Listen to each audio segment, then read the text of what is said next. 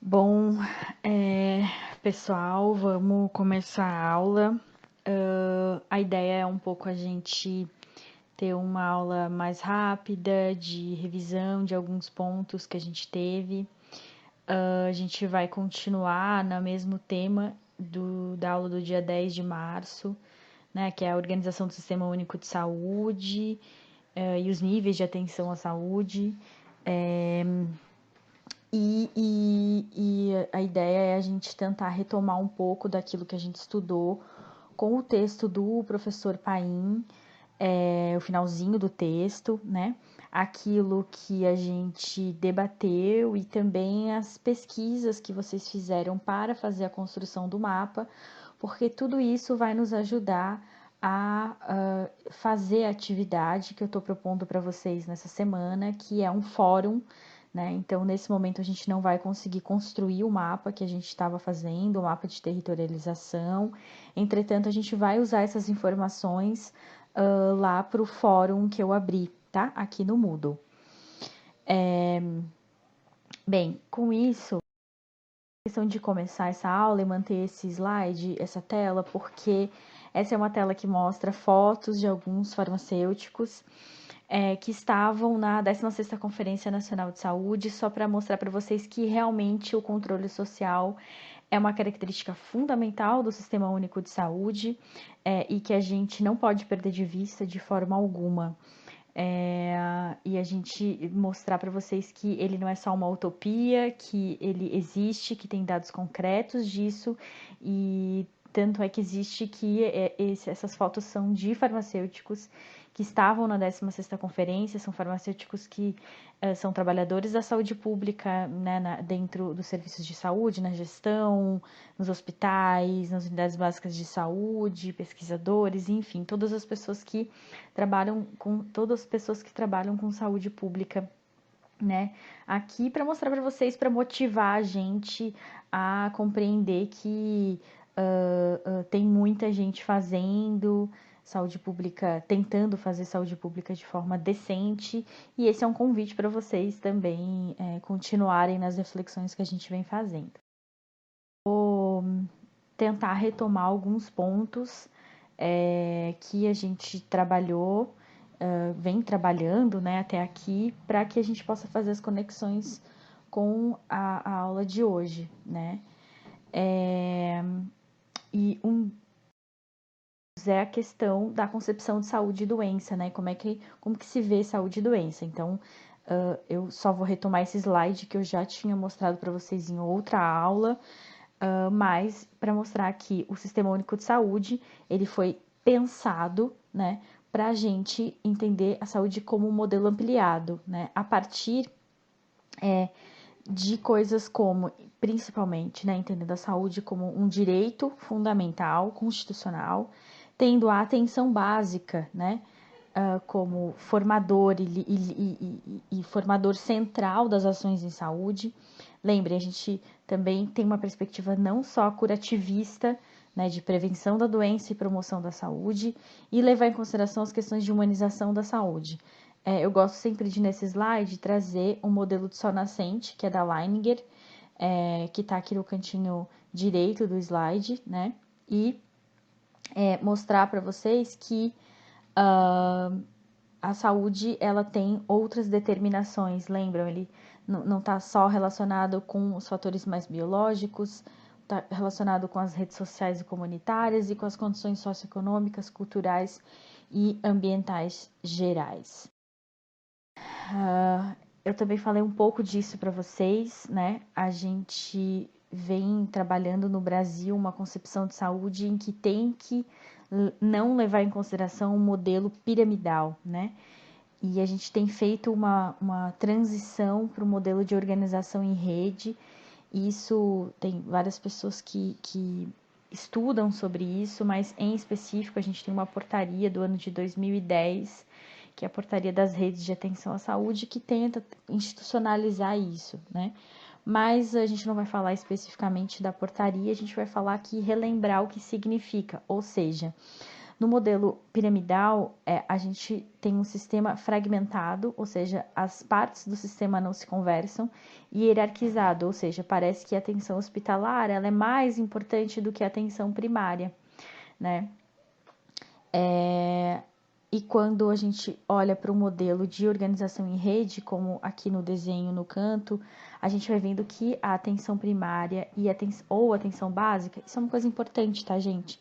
Atenção básica e atenção primária à saúde são sinônimos, então a gente vai encontrar alguns documentos que falam de atenção básica, outros documentos que falam de atenção primária, né?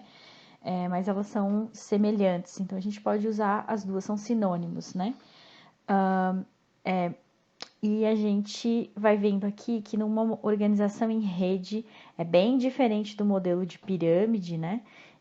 E a atenção básica ela está no centro das ações, né? Ela é que demanda as ações em saúde, ela é que lidera as ações em saúde para os demais pontos de atenção da rede, tá? Então, só para a gente retomar isso, de que antes a gente tinha uma organização, uma concepção de saúde de organização piramidal, e depois a gente passou para um modelo de saúde de organização em rede. Uma pergunta que sempre fazem, né, professora, mas isso está completamente estabelecido? Não, não está.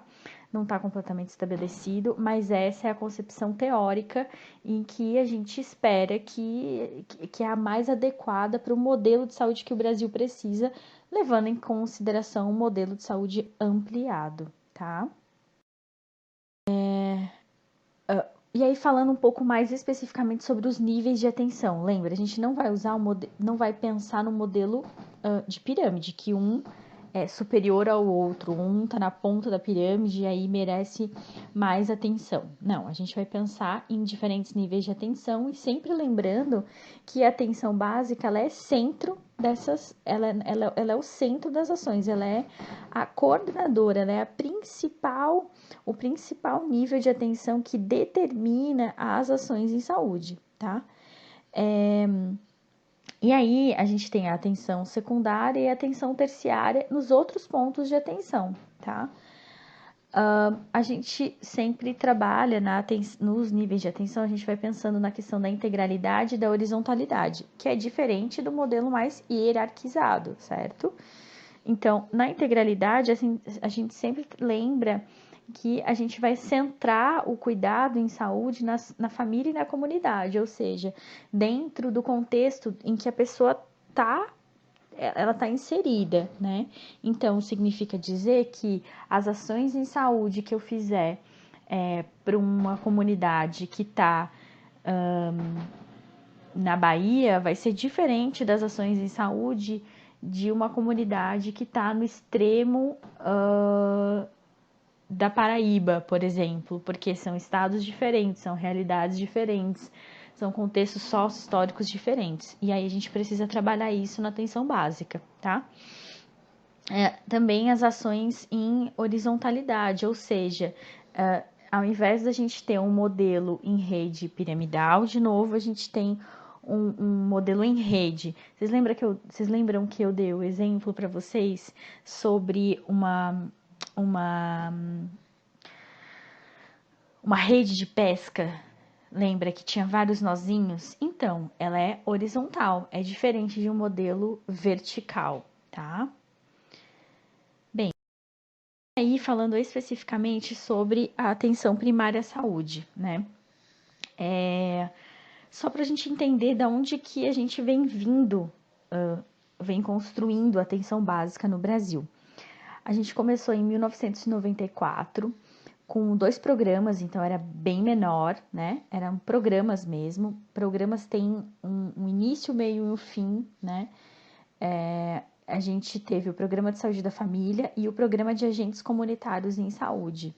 Esses 2 programas, eles foram inicialmente, né, começaram a ser executados em alguns estados do Nordeste e foi se vendo que dava muito certo, porque esse modelo fazia com que os indicadores de saúde melhoravam. Então, por exemplo, lembra que eu falei para vocês do indicador de taxa de mortalidade infantil? Então, esse é um dos indicadores epidemiológicos que a gente utiliza para verificar como é que está a situação de saúde da população. E a gente foi vendo que desenvolver um programa de saúde da família e desenvolver um programa de agentes comunitários em saúde funcionava.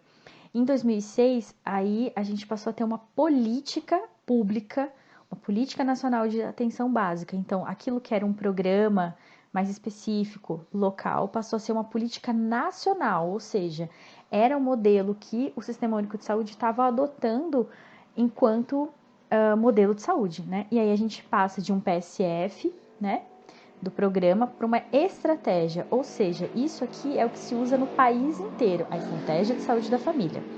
Mas o que é essa estratégia? Bem, ela consiste estruturalmente, né, em a gente ter uma unidade básica de saúde, o famoso postinho, porém agora a gente vai usar o nome Unidade Básica de Saúde, tá? A gente tem aquela estrutura e lá dentro a gente vai ter uma equipe mínima, né, que a gente chama de equipe mínima de estratégia de saúde da família. Essa equipe ela é formada por um profissional da medicina, né, de preferência que tenha uma especialização em família e comunidade, e isso com o passar dos anos também foi melhorando. A enfermagem generalista ou especialista, auxiliar técnico de enfermagem e equipe de saúde bucal também dentro dessa equipe mínima e os agentes comunitários de saúde. Cada equipe dessa deveria ser responsável por 4.000 pessoas. Então, vamos fazer um cálculo muito rápido. Se essa equipe ela cuida de 4.000 pessoas, e essas 4.000 pessoas configuradas em suas famílias, né? Vocês imaginem a quantidade de equipes mínimas que a gente precisa para São Paulo, por exemplo. E não é à toa, como eu falei para vocês, que em São Paulo a gente tem aí só 30% da população assistida pela estratégia de saúde da família, porque não tem equipe o suficiente, né? O governo de São Paulo não entende como estratégia fundamental a saúde da família. Vamos lembrar que uma das características do SUS é a autonomia. Então, apesar da gente ter uma política nacional de atenção básica que dá diretrizes para o Brasil inteiro, os prefeitos e os governadores dos estados, eles têm autonomia para também definir aquilo que a forma como vão organizar, né, o Sistema Único de Saúde em seus estados e municípios, né? A gente tem uma política que dá diretrizes, mas essa autonomia também garante que os governos em cada estado possam fazer a partir de suas necessidades. E aí, o governo do estado de São Paulo e do município de São Paulo também escolhe não focar na estratégia de saúde da família, né? E isso, obviamente, que para nós que defendemos uma saúde pública de qualidade, com um modelo de saúde ampliado e entendendo saúde como um direito, é muito ruim, né? Bem, uma outra coisa importante que a gente tem que falar é a questão dos agentes comunitários de saúde. Quem são essas pessoas? Os ACS são profissionais em geral, de nível médio, porque não para contratar um agente comunitário de saúde não se exige uma graduação, um curso técnico. Essas pessoas são geralmente da comunidade, então elas moram no bairro onde elas vão trabalhar, e isso é muito importante. Por quê? Porque essas pessoas é que conhecem de que forma que está acontecendo a saúde dentro da casa das pessoas, né? Então, é por isso que a gente recebe os agentes comunitários de saúde na nossa casa, mensalmente ou a cada 40 dias, enfim, ou a depender do número e da demanda a cada 2 meses, e essa pessoa é que vai levar para a equipe de saúde as necessidades que as famílias, né, estão tendo. Então, vejam, a gente tem, por exemplo, um paciente acamado, né? Um paciente acamado, ele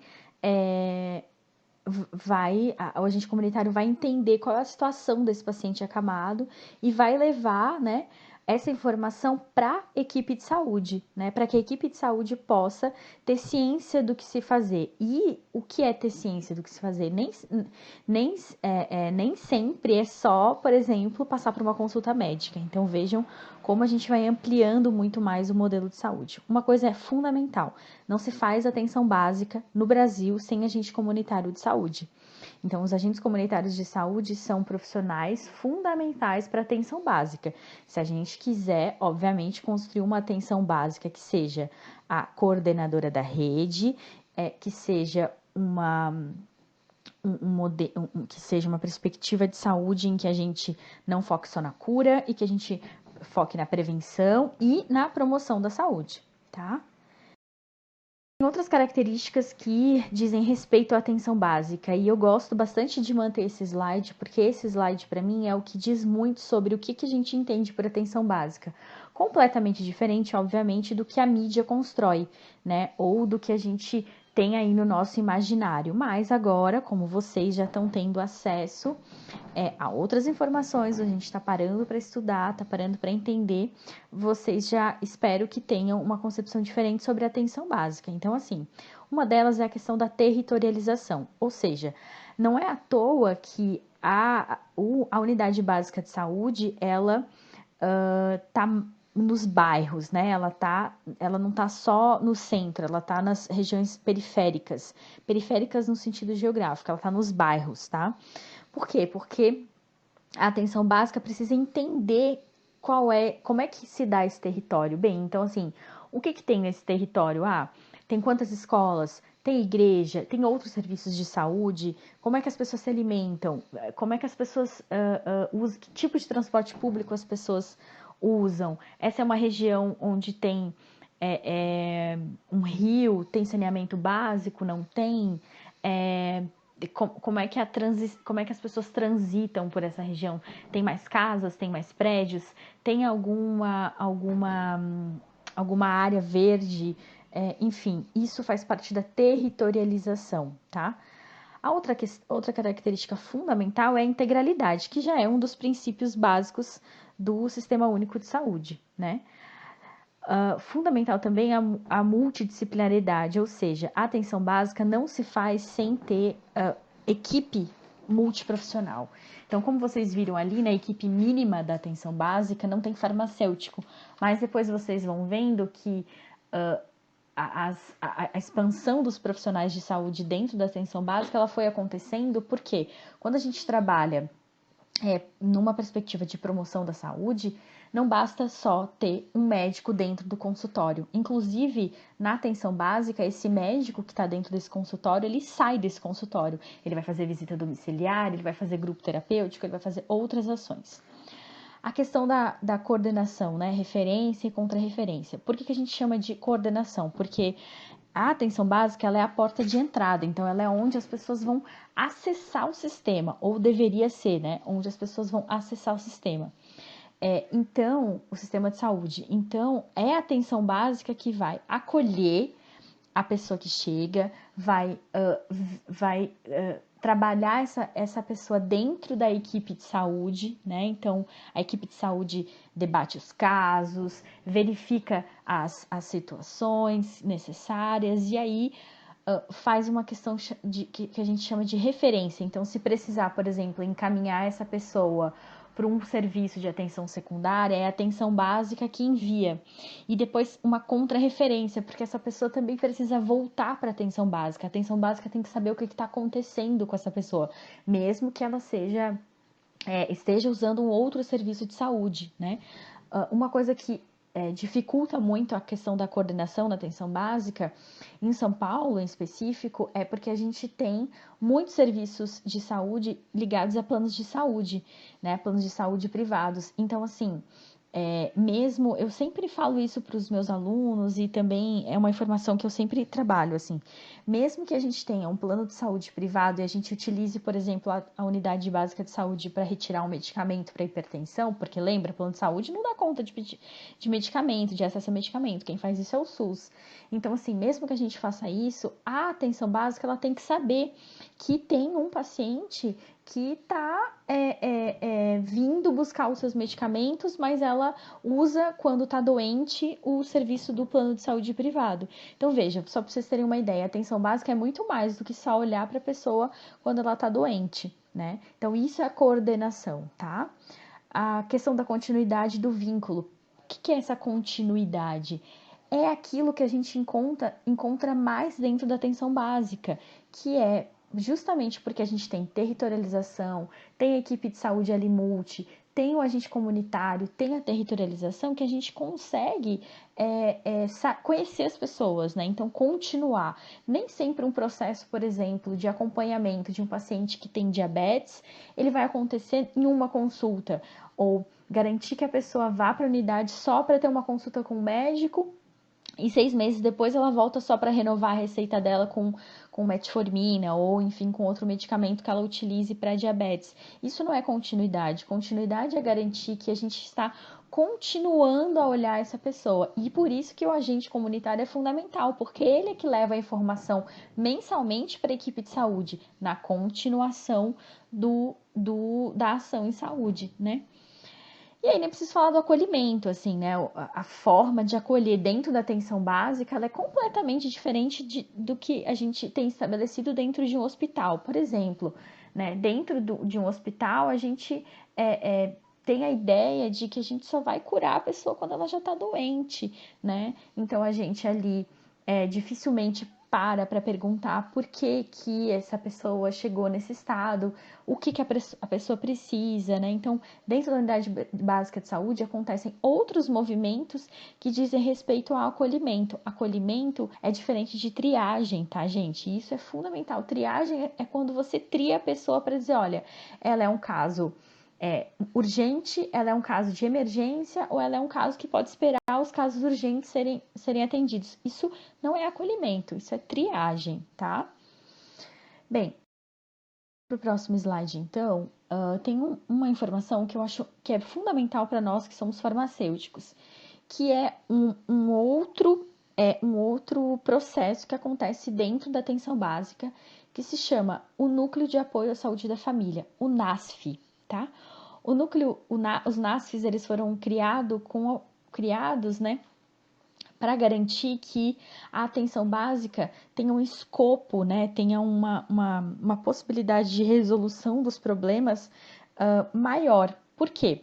Porque o NASF, ele traz uma equipe de profissionais de saúde mais diversa. Então, olha aí nesse slide a quantidade de profissionais que estão dentro dessa equipe, entre eles o farmacêutico. Então, esse NASF, ele é uma grande equipe de saúde, né, de vários profissionais que vão tentar ali auxiliar as equipes mínimas. Então, fazendo uma coisa chamada de matriciamento, que é, por exemplo, a gente tem um caso de uma situação em saúde mental e essa equipe de saúde precisa da ajuda de um psicólogo e de um farmacêutico, né, para conseguir fazer alguma coisa nessa situação. E aí é onde o NASF entra. Em geral, os NASFs, eles apoiam mais de uma equipe de saúde, né? Tem uma característica muito importante que aqui em São Paulo nos NASFs aqui em São Paulo, a gente não tem farmacêutico, porque quem determina quais são os profissionais que vai ter dentro da equipe de saúde é cada município, né?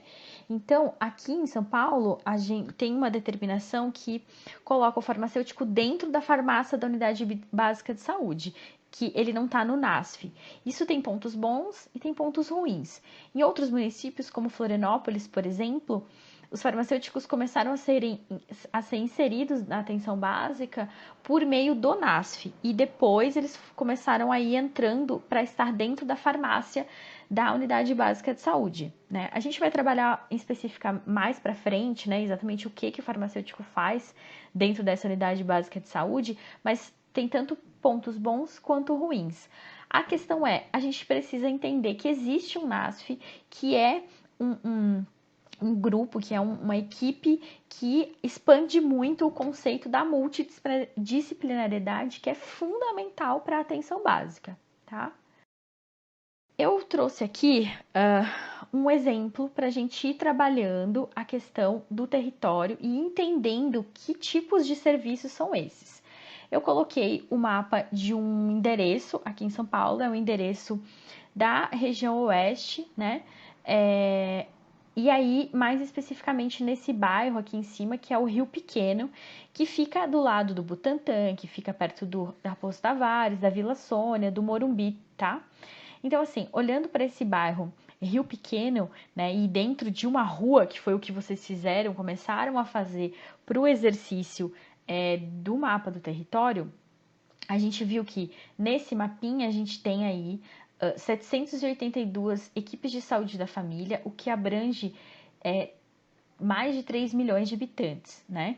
Isso é aqui nessa região, desculpa, tá, gente? Isso é aqui nessa... Não, desculpa, gente, super me confundi. 782 equipes de saúde da família é em todo o município de São Paulo, que abrange 3 milhões de pessoas. Isso significa que é por volta de 30% da população de São Paulo. Olhando especificamente para esse recortezinho do mapa que eu dei aqui, que é um pedacinho da região oeste, que nem é toda a região oeste, tá? A gente tem menos de 10% da população adstrita, né, da população assistida pela Estratégia de Saúde da Família na subprefeitura do Butantã, isso mesmo. Então, esses bairros, esses 5 bairros, eles estão dentro da subprefeitura do Butantã, que ainda estão dentro da coordenação da região oeste. Então, assim, isso em São Paulo tem uma complexidade maior por conta do tamanho da cidade, né? Então, a gente vai olhar especificamente para esse cantinho aqui, que é a subprefeitura do Butantã. Mas vejam como a cobertura é muito pequena, né? E aí acontece com... E aí a gente fica pensando o que acontece com os outros 90% de pessoas que não são assistidas na região oeste, né? Se a gente for ver o número de pessoas assistidas na região leste, em São Paulo, ele é maior do que na região oeste. E isso diz respeito ao tipo de estratégia que se usa aqui em São Paulo, de achar que a atenção básica ela é focada só para populações vulneráveis, quando na verdade não é. Inclusive, se a gente focasse a atenção básica para todas as populações, a gente reduziria, inclusive, as questões de saúde como um todo, né? Porque lembra, a saúde, ela é quando a gente olha a saúde ampliada, a gente olha numa perspectiva coletiva e não individual, né? Vulgo aí o grande exemplo que a gente está tendo e está vivendo nesse momento, que é a pandemia do coronavírus, né? Bem, mas vamos voltar aqui para olhar o nosso território. Então, o que as equipes de saúde fazem? Quando elas estão dentro de um território, elas vão olhar aí a faixa etária da população local. Então, assim, se é uma população mais jovem, é uma população mais velha, é uma população que tem mais crianças, tem mais escolas. Isso vai modificando, né, o perfil o perfil da população que a atenção básica vai assistir. Outra questão importante é o saneamento básico, que é fundamental para a gente saber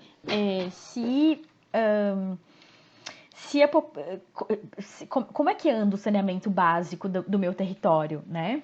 Bem, a população tem saneamento básico ou não tem? Isso, sem dúvida, vai impactar de que forma que o processo de saúde e doença vai acontecer naquela região. Vai impactar nas questões, nas questões odontológicas, nos tipos de medicamentos que vão ser usados, tá?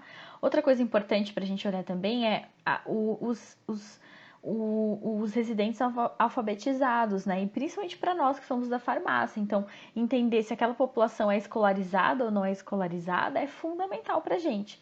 E a questão da renda também. Então, qual é a faixa etária de renda, né? Essa população é uma população que tem seus salários muito altos ou salários mais baixos, né? E isso, sem dúvida, também vai impactar no tipo de processo de saúde e doença que a gente vai ter, né? Então, populações mais ricas dificilmente vão para a unidade básica de saúde, por exemplo, procurar um analgésico. Populações que que tenham uma renda menor, vão sim para a unidade básica de saúde procurar, inclusive, um analgésico, né? Então, são questões que a gente precisa conhecer do nosso território.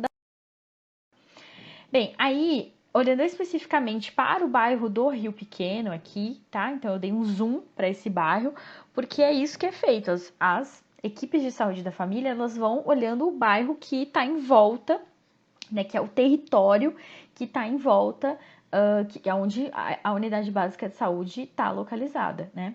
Então, nesse bairro em específico do Rio Pequeno, eu fui vendo que a gente tem vários serviços de saúde, né? Então, eu fui lá no site que vocês viram, no Busca Saúde aqui do município de São Paulo, e lá facilita pra gente esse mapeamento, tá? E aí, vamos entrar um pouquinho em cada um desses serviços. Então, por exemplo, serviços específicos de atenção básica. Lembra que são serviços que coordenam a rede, ou que deveriam coordenar a rede. A gente tem 4 unidades básicas de saúde nessa região, tá? E ainda a gente tem também naquela região ali, por conta da Universidade de São Paulo estar alocada ali, a gente tem o Centro de Saúde Escola, que é uma unidade de saúde gerenciada pela Prefeitura Municipal de São Paulo, então faz parte, é um aparelho de saúde, é um serviço de saúde, mas que tem algumas características em função dos estágios e tudo mais, tá? Mas então a gente pode contar basicamente aí com praticamente 5 serviços ligados diretamente à atenção básica. Essa questão do território dentro dos serviços das unidades básicas de saúde é interessante a gente ver, porque, por exemplo, a unidade básica de saúde Malta Cardoso, ela tem um número X de ruas de sua responsabilidade. Então, quando ela for fazer o seu mapa de território, vai olhar para esse número X de ruas, que possivelmente vai bater lá muito próximo com a UBS Vila Dalva, porque elas são próximas aqui no mapa, ó, vocês podem ver. Então, quando a prefeitura faz a divisão de territórios, dos territórios que são para cada unidade básica de saúde, já também verifica isso, né? Então já tem uma divisão aí de quantidade de ruas, quantidade de casas e sempre tentando respeitar essa questão dos 4 mil pacientes por 4 mil pessoas, desculpa, não pacientes, 4 mil pessoas por equipe de saúde da família, né? Obviamente que vocês devem imaginar que as equipes de saúde da família do município de São Paulo, elas atendem, né, muito mais, elas assistem muito mais do que 4 mil pessoas, né? Outra coisa legal que eu queria falar para vocês também é que tem uma diferença entre a gente falar atender e assistir. Porque atender parece que a pessoa já tá com a doença, né? Já tá doente, assim. E assistir é quando a gente assiste. Então, a gente vai lá e sabe que naquela casa acabou de nascer uma criança e que a criança, a mãe, precisa de atenção, outro tipo de atenção que não requeria antes. Então, o que a atenção básica faz é assistir as pessoas, né? Bem, isso um pouco desse território, só para vocês irem vendo, tá? As unidades básicas de saúde, elas vão ser nesse processo aqui, dentro desse território, né, a porta de entrada. Então, é onde as pessoas vão procurar inicialmente quando tiverem qualquer situação de saúde, tá? Depois também a gente tem alguns outros serviços que a gente vai chamando de atenção secundária, né? Então, por que a gente tem muito mais em número unidades básicas de saúde e menos serviços de atenção secundária? Justamente porque, lembra que eu falei para vocês na outra aula, quando a gente tem uma atenção básica qualificada, estruturada, com profissionais qualificados, a gente resolve de 80% a 90% das questões em saúde. Então, assim, só vai para o outro nível de atenção aquilo que for realmente necessário, né? Que seria o nível de atenção mais secundária, ou seja, que são serviços em que as pessoas geralmente não ficam hospitalizadas, então não é um hospital, não tem uma cara de hospital, né? Mas que tem ali suas especificidades. Então, por exemplo, nessa região aqui do Rio Pequeno que eu estava olhando, a gente tem três serviços que se encaixariam na atenção secundária, né? A gente tem, por exemplo, um ambulatório de especialidades, né? Que aí é onde tem, do Jardim Periperi, então é onde tem, por exemplo, ginecologista, algumas pediatra, cardiologista talvez, tem algumas especificidades de pessoas que necessitam, lembra, gente, necessidade em saúde, que necessitam de um outro tipo de atenção que dentro da atenção básica não foi possível de resolver. Mas quem tem que determinar quem vai para o outro nível de atenção é a atenção básica, porque a atenção básica faz referência e depois contra-referência, né? Um outro serviço de saúde que a gente tem ali também na região é o Centro de Atenção Psicossocial, que é o famoso CAPS, né? Que é um serviço voltado à saúde mental, tá? Então, é onde as pessoas têm uma atenção especializada para esse público, esse grupo de pessoas, né? Também ali a gente tem um centro de referência em doenças sexualmente transmissíveis, né, do Butantan, que é também um centro para as infecções sexualmente transmissíveis, e também é um espaço onde tem suas especificidades, né? E aí, depois, mais lá para frente da disciplina, a gente vai ver que, por exemplo, é nesse lugar onde um dos maiores programas de maior referência da assistência farmacêutica, que é o programa DST-AIDS de medicamentos, é onde as pessoas vão acessar seus medicamentos, é nesse tipo de unidade, tá? Eu coloquei esse quadrinho aqui pra gente ir vendo como a atenção primária e a atenção secundária, elas se conversam, ó, tem uma flechinha de vai e vem, né? E que a atenção terciária, que seria a próxima, né, que seria a atenção hospitalar, ela é bem menor, ela precisa ser bem reduzida, porque quando o sistema está fortalecido, a atenção primária está em conjunto com a atenção secundária trabalhando, e sendo a atenção primária, né, ou a atenção básica coordenadora desse cuidado, pouquíssimas pessoas precisam procurar o hospital, né? Bem, daí para o restante do serviço, que é ainda naquela região ali, a gente ainda tem 2 hospitais. A gente tem o Hospital Universitário, que é um hospital da USP, tá? Enfim, que tem suas especificidades, suas características por conta de estar dentro de uma universidade. Então, é um hospital onde, por exemplo, os estudantes vão fazer seus estágios e tudo mais, né? Isso não é comum a todas as regiões de São Paulo e nem em todos os municípios do país, mas é um serviço de saúde que está ali estabelecido e que contribui no processo de cuidado, enfim, né? Mas lembrem, é um hospital, então é um outro tipo de atenção, né? Lá não é um lugar onde a gente vai cuidar de uma pessoa gripada. Lá não é um lugar onde a gente vai assistir uma mulher que acabou de parir, né? Depois a gente tem também um hospital municipal e maternidade, né? O Hospital Sará, também nessa região, que é um outro hospital. Então vejam essa figura que eu trouxe para vocês. Olha a quantidade de atenção básica junto com o NASF aqui, né? E aí a gente indo para uma atenção mais secundária, que são serviços mais especializados, e por fim, lá no final, né? Ser a partir da necessidade em saúde, os hospitais, tá? Por que a gente tem diversos tipos de serviço? Então, por exemplo, uma das coisas que eu não falei aqui é a AMA, né? A AMA é um serviço de atenção, um serviço ambulatorial só de São Paulo, né?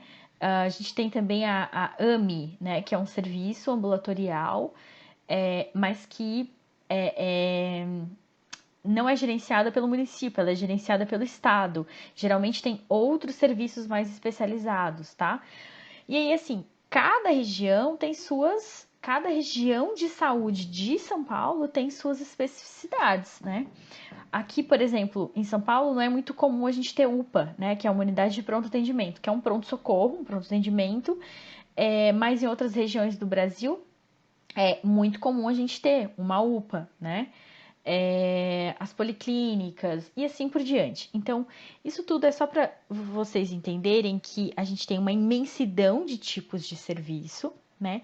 Mas que a gente vai começando a pensar na atenção básica como coordenadora do cuidado. Então, tudo começa pela atenção básica. Na verdade, começa e finaliza. Porque, por exemplo, se um paciente precisa ser hospitalizado porque sofreu um infarto, por exemplo, depois quando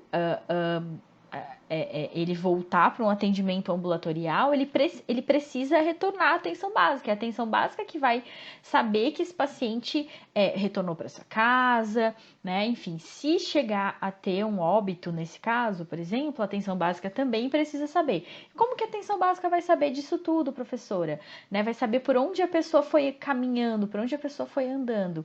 Bem, aí a partir de todas essas características que eu fui comentando para vocês, né? O agente comunitário, a questão da equipe interdisciplinar, a questão do vínculo, da continuidade, tá?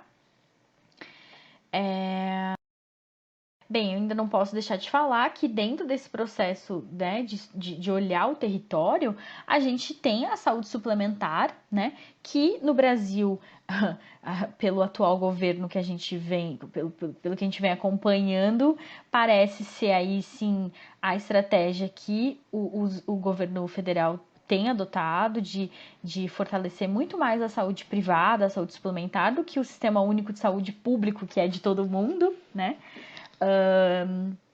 Mas que são sim serviços, né? Então, as clínicas, os hospitais privados ligados aos convênios, a gente tem as ONGs, coletivos públicos, enfim, que são outros serviços de saúde que estão aí também dentro da rede, né?